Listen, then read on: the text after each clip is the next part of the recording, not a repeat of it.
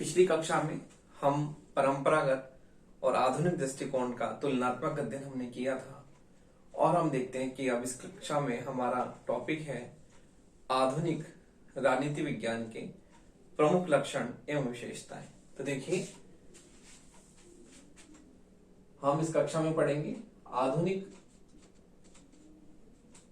राजनीति विज्ञान के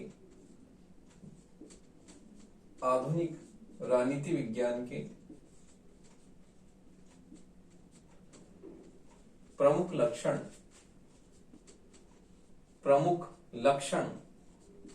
एवं विशेषताएं। प्रमुख लक्षण एवं विशेषताएं क्या क्या है, क्योंकि आपकी परीक्षा में जो है कई बार प्रश्न इस तरह से ही पूछ लिया जाता है कि आधुनिक दृष्टिकोण यानी आधुनिक राजनीति विज्ञान के से आप क्या समझते हैं, इसके प्रमुख लक्षण और विशेषताओं की आप व्याख्या कीजिए। तो देखिए, आधुनिक राजनीति विज्ञान के बारे में मैंने आपको बताया था कि आधुनिक राजनीति विज्ञान जो है किस प्रकार से राजनीति विज्ञान में एक नए दृष्टिकोण को प्रतिपादित करता है और उसमें अध्ययन के प्रति जो है बिल्कुल एक अलग सोच जो है वो विचारकों की है और विचारकों ने जो है बिल्कुल अलग रूप से इस जो है दृष्टिकोण को प्रतिपादित किया है। उन्होंने अपने अलग अलग जो विचार प्रतिपादित किए इस बारे में। तो आधुनिक दृष्टिकोण के बारे में आपको बताया था कि विचारकों का जो है इसमें मतभेद है और कुछ विचारक जो है मानते हैं कि आधुनिक दृष्टिकोण के जैसे कि कॉम्टे है और इन्होंने ये कहा है कि राजनीति विज्ञान जो है एक विज्ञान की तरह है। तो इसमें हम भविष्यवाणी की संभावना व्यक्त कर सकते हैं, इसमें निश्चयवाद भी है। तो इस तरह से जो है राजनीति विज्ञान को एक विज्ञान की तरह मानना जो है आधुनिक दृष्टिकोण है और इसमें अध्ययन में नई नई तकनीकों नई नई प्रविधियों को जो है इसमें प्रयोग करना, ये प्रमुख रूप से जो इसको एक विशुद्ध विज्ञान के रूप में बनाने का एक महत्वपूर्ण प्रयास है। तो देखिए, हम आधुनिक दृष्टिकोण के प्रमुख लक्षण एवं विशेषताएं जो हमने पिछली कक्षाओं में पढ़ा था उसके आधार पर ही मैं आपको बताता हूं कि इसके प्रमुख जो हैं किस प्रकार पॉइंट्स हैं। तो देखिए, पहला पॉइंट जो है वो है कि आधुनिक राजनीति विज्ञान के लक्षण एवं विशेषताओं में हम देखते हैं कि इसमें अध्ययन क्षेत्र में गुणात्मक परिवर्तन जो है वो शामिल है। तो देखिए, अध्ययन क्षेत्र में पहला पॉइंट है अध्ययन क्षेत्र में गुणात्मक परिवर्तन। अध्ययन क्षेत्र में गुणात्मक परिवर्तन।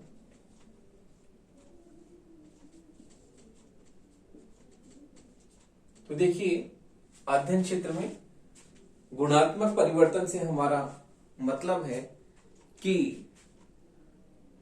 जो है आधुनिक राजनीति विज्ञान ये मानते हैं कि परंपरागत राजनीति विज्ञान जो है अपर्याप्त है और जो इसमें परंपरागत दृष्टिकोण में हम देखते हैं कि किस प्रकार से अध्ययन केवल औपचारिक संस्थाओं, राज्य और सरकार तक ही सीमित रहता है, जबकि जो आधुनिक दृष्टिकोण है उसमें हम राजनीति विज्ञान का जो है प्रमुख रूप से औपचारिक संस्थाओं के साथ साथ अनौपचारिक संस्थाओं के अध्ययन को भी इसमें शामिल करते हैं और हम देखते हैं कि किस प्रकार से अध्ययन में इसमें गुणात्मक परिवर्तन की बात हम करते हैं।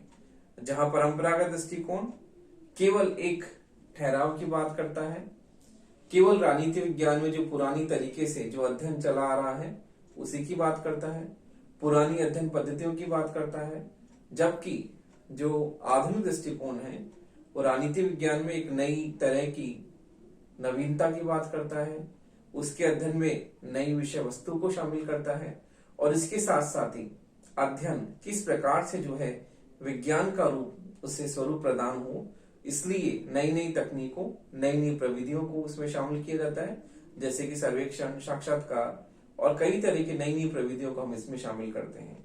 तो जहां पर परंपरागत दृष्टिकोण में हम देखते हैं अध्ययन मुक्तता की बात हमें दिखाई देती है, जबकि आधुनिक दृष्टिकोण में हम देखते हैं कि इसमें किस प्रकार से गुणात्मक परिवर्तन की बात की जाती है। और आधुनिक दृष्टिकोण का जो है प्रमुख रूप से इसी बात पर जो है केंद्र जो है तय है, मुख्य बिंदु यही है कि अध्ययन में किस प्रकार से नए नए गुणात्मक परिवर्तन हो कि जिससे अध्ययन जो है विशुद्ध रूप से विज्ञान का स्वरूप उसे प्राप्त हो। तो देखिए, जहां पर परंपरागत दृष्टिकोण जो है बनी बनाई परिपाटी पर ही चलता है, उसके बिल्कुल विपरीत आधुनिक दृष्टिकोण अध्ययन में नई सोच कर लेकर आता है और इसमें अध्ययन में गुणात्मक परिवर्तन की बात की जाती है। तो अगला जो है बिंदु है वो है वैज्ञानिकता पर बल। तो देखिए, दूसरा पॉइंट है वैज्ञानिकता पर बल। वैज्ञानिकता पर बल। आधुनिक राजनीति विज्ञान की प्रमुख विशेषता यह है कि इसमें जो है वैज्ञानिकता पर बल दिया जाता है। जहां पर परंपरागत दृष्टिकोण में हम मूल्य, आदर्श और नैतिकता को महत्वपूर्ण स्थान देते हैं, उसके विपरीत यहाँ पर केवल तथ्यों को ही महत्वपूर्ण स्थान दिया जाता है आधुनिक दृष्टिकोण में, क्योंकि व्यवहारवादी क्रांति के फलस्वरूप ही ये दृष्टिकोण जो है अस्तित्व में आया।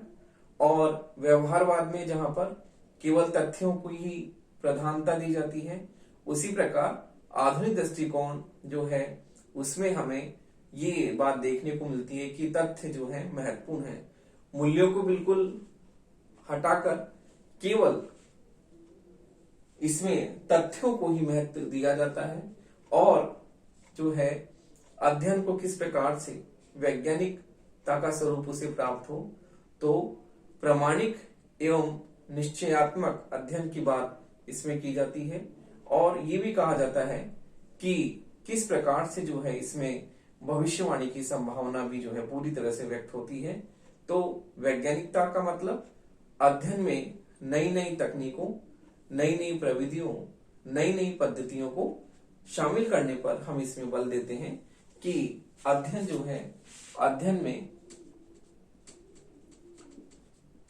में नई तकनीकों, नई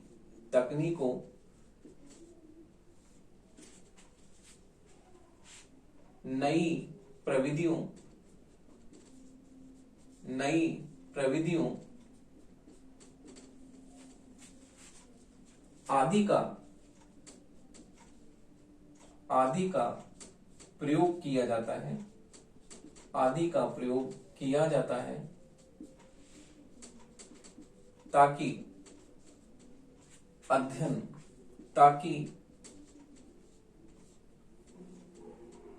अध्ययन जो है ताकि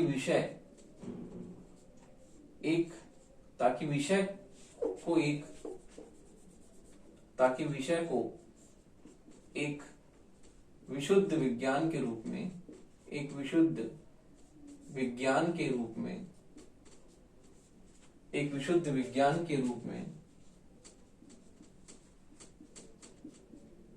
नई पहचान मिले।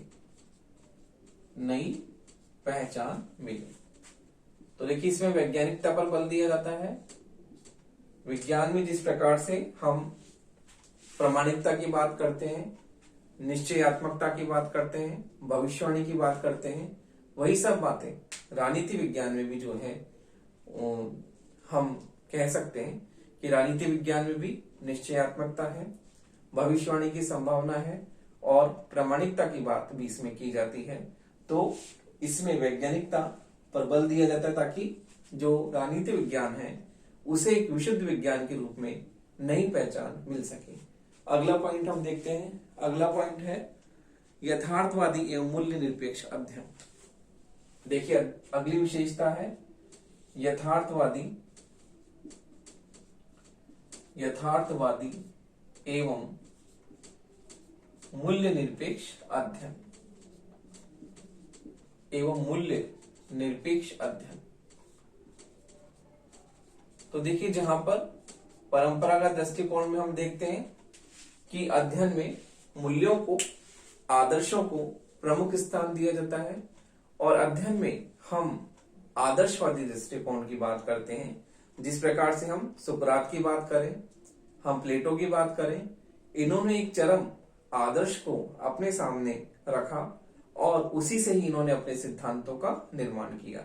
जैसे कि प्लेटो ने आदर्श राज्य की बात की, किस प्रकार से एक आदर्श राज्य जो केवल एक कपोल कल्पना मात्र थी, क्योंकि आज तक उस तरह का आदर्श राज्य हमें व्यवहार में धरातल पर कहीं भी देखने को नहीं मिला, और उसकी प्रामाणिकता भी हमें कहीं भी देखने को नहीं मिली कि वो इतिहास में इस तरह का आदर्श राज्य हमें कहीं भी जो है मिला हो, इतिहास में इसका कहीं भी वर्णन हो, इतिहास में हमें कहीं भी अतीत के पन्नों पर इस तरह का कोई आदर्श राज्य हमें दिखाई दिया हो। तो हम कहते हैं कि जो प्लेटो ने आदर्श राज्य की परिकल्पना प्रस्तुत की, वो केवल एक कपोल कल्पना मात्र थी और जिसका व्यवहार से कोई नाता नहीं था।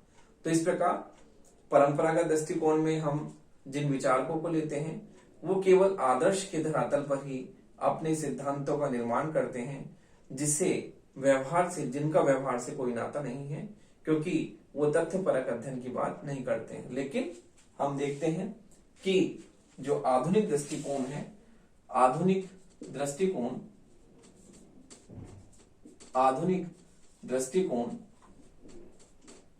केवल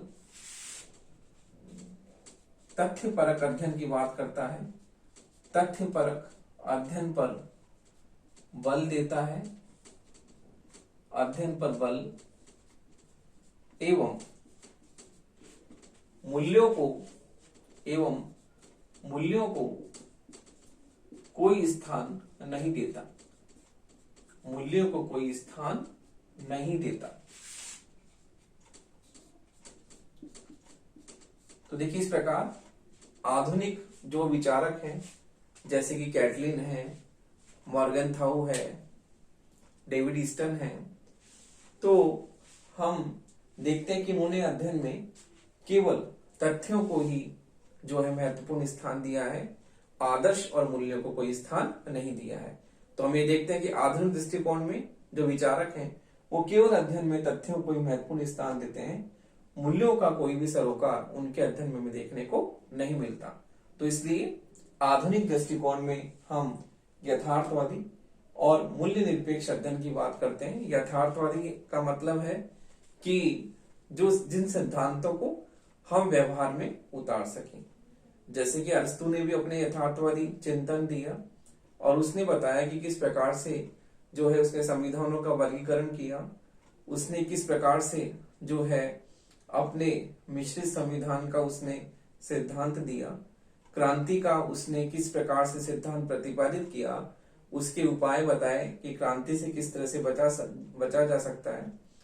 तो मैकियावेली भी एक यथार्थवादी विचारक है, उसने भी जो है अपने सिद्धांतों में यथार्थवाद को पूरी तरह से जो है व्यवहार में उसने उतारा और अपने सिद्धांतों को उसने यथार्थवादी रूप से ही उनका चित्रण प्रस्तुत किया। तो देखिए, यथार्थवादी एवं मूल्य निरपेक्ष अध्ययन आधुनिक दृष्टिकोण की प्रमुख विशेषता है, और आधुनिक दृष्टिकोण में हम यथार्थवादी दृष्टिकोण की बात करते हैं कि इसमें अध्ययन में हम आदर्श की बात नहीं होती, और क्योंकि अध्ययन में तथ्य को महत्व दिया जाता है, मूल्यों को स्थान नहीं दिया जाता है, इसलिए अध्ययन जो है तथ्यपरक अध्ययन होता है और इसमें हम केवल यथार्थवाद की बात करते हैं। अगली विशेषता हम देखते हैं सिद्धांत निर्माण संबंधी विशेषता। तो देखिए, सिद्धांत निर्माण की बात हम करते हैं, किस प्रकार से जो है सिद्धांत निर्माण संबंधी विशेषता हमें देखने को मिलती है। इसमें सिद्धांत निर्माण संबंधी विशेषता, सिद्धांत निर्माण संबंधी विशेषता।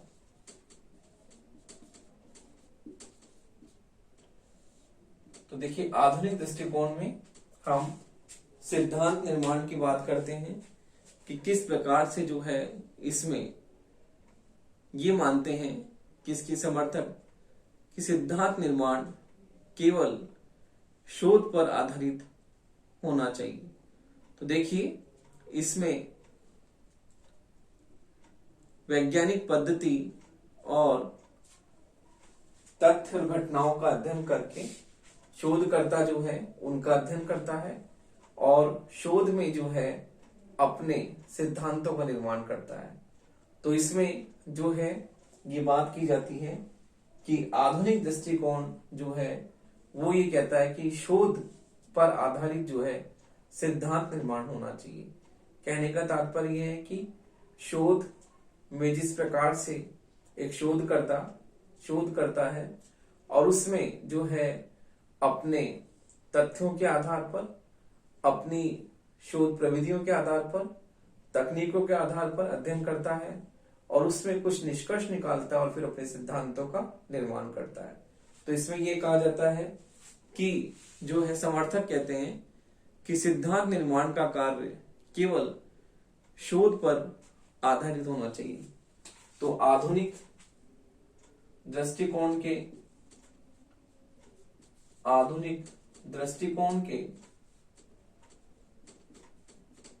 समर्थक विचारक कहते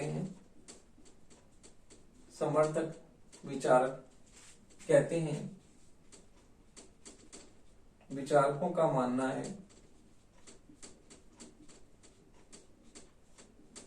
है कि सिद्धांत निर्माण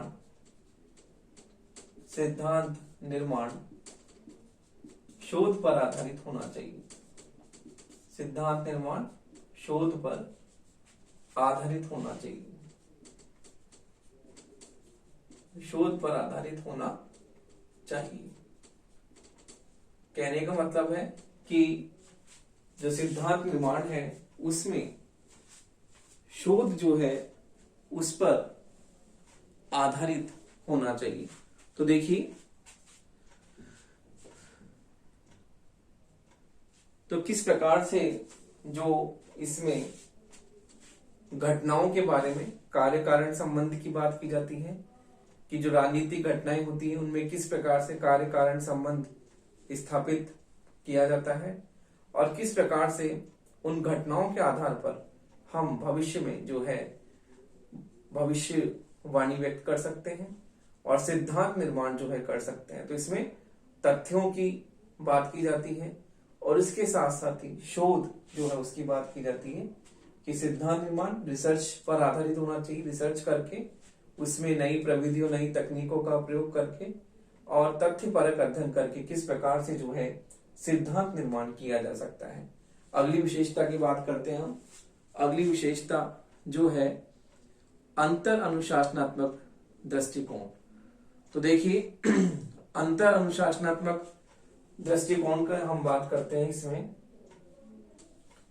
अंतर अनुशासनात्मक दृष्टिकोण की बात हम इसमें करते हैं। किस प्रकार से अंतर अनुशासनात्मक दृष्टिकोण, पहले तो समझिए क्या है। मैंने आपको पहले ही बताया था, जब मैंने आधुनिक दृष्टिकोण आपको समझाया था तब बताया था कि अंतर अनुशासनात्मक दृष्टिकोण एक ऐसा दृष्टिकोण है जिसका ये मानना है कि समाज विज्ञान के जो सभी विषय हैं उनमें आपस में अंतर संबंध पाया जाता है। अंतर संबंध का मतलब एक विषय दूसरे विषय के साथ में, उसमें हम मुख्य रूप से ये विशेषता देखने को मिलती है कि राजनीति विज्ञान का एक विषय जो दूसरे विषय के साथ में किस प्रकार से घनिष्ठ रूप से जुड़ा हुआ है। तो इसमें समाज विज्ञान के सभी विषयों में हमें एक रूपता देखने को मिलती है कि समाज विज्ञान के सभी विषय एक दूसरे से किस प्रकार से घनिष्ठ रूप से जुड़े हुए हैं, अर्थात इन विषयों में आंतरिक रूप से हम घनिष्ठ रूप से सहसंबंध को देखते हैं। उसे हम क्या कहते हैं? अंतर अनुशासनात्मक दृष्टिकोण।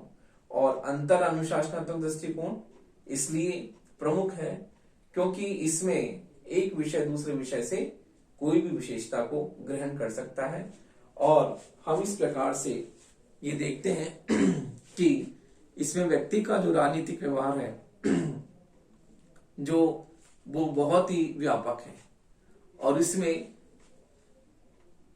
गैर राजनीतिक जो भी मान्यताएं हैं वो भी उसे प्रभावित करती हैं, क्योंकि हम इसमें व्यक्ति के राजनीतिक व्यवहार को इसकी प्रमुख इकाई मानते हैं अध्ययन की। और जब हम व्यक्ति के राजनीतिक व्यवहार को इसके अध्ययन की प्रमुख इकाई मानते हैं तो व्यक्ति का जो राजनीतिक व्यवहार है वो गैर राजनीतिक संस्थाओं से भी प्रभावित होता है। तो इसलिए हम व्यक्ति के राजनीतिक व्यवहार को समझने के लिए हम उन घटकों को भी इसमें शामिल करते हैं जो कि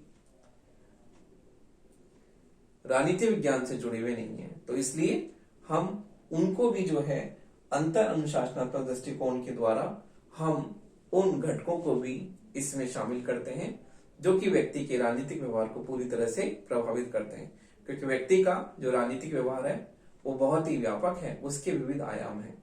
तो उसके विभिन्न आयामों को जब हम देखते हैं तो इसमें हम ये देखते हैं कि उसका व्यवहार जो है किस प्रकार से अन्य कारकों से भी प्रभावित होता है जो कि राजनीतिक नहीं है। तो इसलिए व्यक्ति के व्यवहार को प्रभावित करने वाले जो गैर राजनीतिक घटक हैं उनको को भी हम इसमें अध्ययन में शामिल करते हैं। तो इसलिए हम अंतर अनुशासनात्मक दृष्टिकोण की बात करते हैं कि वो गैर राजनीतिक होने के बावजूद भी व्यक्ति के राजनीतिक व्यवहार को पूरी तरह से प्रभावित करते हैं, तो उसका अध्ययन भी जो है इसमें शामिल करते हैं। अगला है पॉइंट, अगली विशेषता है व्यवहारवाद संबंधी विशेषताएं। तो देखिए व्यवहारवादी संबंधी विशेषताएं हम देखते हैं कि इसमें व्यवहारवादी संबंधी विशेषताएं किस प्रकार से हैं। तो देखिए व्यवहारवादी संबंधी विशेषताएं हमने देखी कि जो व्यवहारवाद में सारी विशेषताएं हमें देखने को मिलती हैं वो सारी विशेषताएं हम इसमें देखते हैं। व्यवहारवाद संबंधी विशेषताएं जैसे कि व्यवहारवाद में इंद्रियजनित अनुभव की बात करते हैं वो हम इसमें देखते हैं कि इंद्रियों से किस प्रकार से हम सुख प्राप्त करते हैं उनका वर्णन करते हैं, इसकी बात इसमें की जाती है। व्यवहारवाद में हम देखते हैं अंतर अनुशासनात्मक दृष्टिकोण, तथ्यों की प्रधानता, तो ये सब हमें इसमें देखने को मिलती है। अगली विशेषता है विकासशीलता का लक्षण। विकासशीलता का लक्षण इसमें हम देखते हैं कि किस प्रकार से जो है विकासशीलता का लक्षण। विकासशीलता का लक्षण का मतलब है विकास की ओर अग्रसरित होता हुआ विषय, क्योंकि इसमें जैसे कि परंपरागत दृष्टिकोण आया, फिर उसके बाद में आधुनिक दृष्टिकोण आया, व्यवहारवादी क्रांति आई, उसके बाद में उत्तर व्यवहारवादी क्रांति आई। तो इस प्रकार से विकास की ओर जो है अग्रसरित होता हुआ ये चरण में दिखाई देता है कि अध्ययन कहीं भी एक बिंदु तक ठहर कर नहीं रह गया है। इसमें हमें आगे से आगे जो है विकास हमें होता हुआ दिखता है कि जिस प्रकार से एक जो है दृष्टिकोण जो आउटडेटेड हो गया है वो आउटडेटेड होने के बाद में हम उसे वहीं पर स्टॉप नहीं करते हैं, आगे फिर उसमें दूसरी जो है हम परिवर्तन करते हैं, संशोधन करते हैं और फिर आगे नए दृष्टिकोण के साथ में आगे बढ़ जाते हैं। तो इसलिए विकासशीलता का लक्षण हमें इसमें देखने को मिलता है। अगला है राजनीति विज्ञान की स्वायत्तता एवं मौलिकता में विश्वास। तो देखिए राजनीति विज्ञान की स्वायत्तता, राजनीति विज्ञान की स्वायत्तता एवं मौलिकता में विश्वास,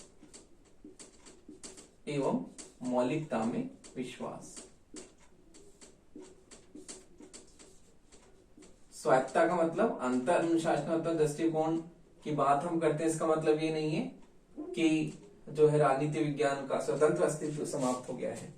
राजनीति विज्ञान का स्वतंत्र अस्तित्व सदैव जो है और राजनीति विज्ञान एक स्वतंत्र विषय के रूप में जो है अस्तित्व में अपना है। तो इसलिए इसकी मौलिकता भी है कि इसमें नई इसमें घटकों को शामिल करते हैं, इसमें नए तत्वों को शामिल करते हैं। तो इसलिए राजनीति विज्ञान एक स्वतंत्र विषय है और इसके साथ साथ इसमें मौलिकता भी समाहित है। अगला लास्ट पॉइंट है मानवीय समस्याओं के उचित हल पर बल। तो देखिए, मानवीय समस्याओं के उचित हल पर बल की बात हम करते हैं। इसमें मानवीय समस्याओं